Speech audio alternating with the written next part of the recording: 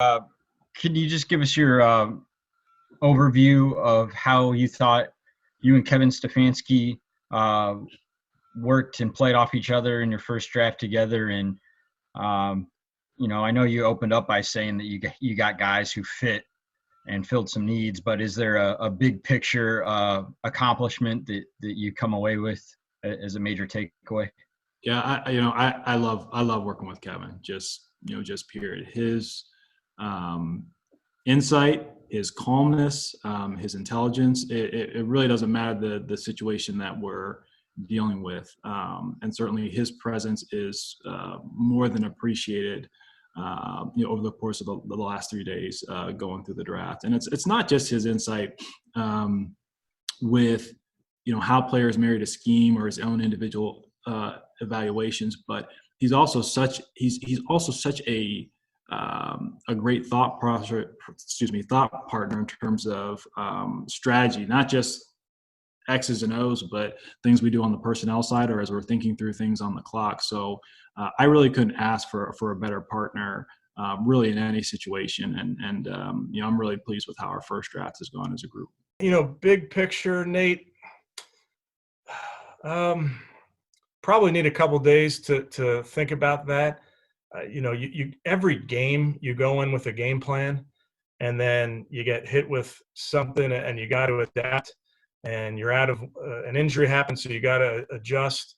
And I think we went into this draft with a similar game plan and idea, and then I can tell you there were times where guys were on the board which we did not think they'd be there, or there were times where you're thinking of trading up and it didn't work, or you want to trade back and it didn't work. So I just think I was really impressed how Andrew was able to navigate these last 3 days, because it can be stressful, as you can all imagine. It was more stressful than game day, I told him, for me.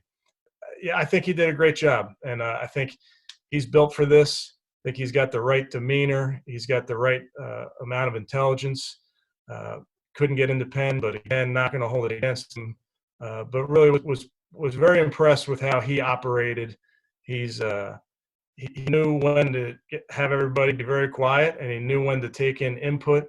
So he looked like a seasoned vet to me. I think what you're getting at is in terms of soliciting input, and that part was very smooth. Now we try and organize a process where a lot of those more difficult discussions and thoughts are expressed beforehand. So when we get to the draft and we get on the clock, it's more about execution. But you can't plan for all those situations because the board may fall differently. But I can assure you, we have a very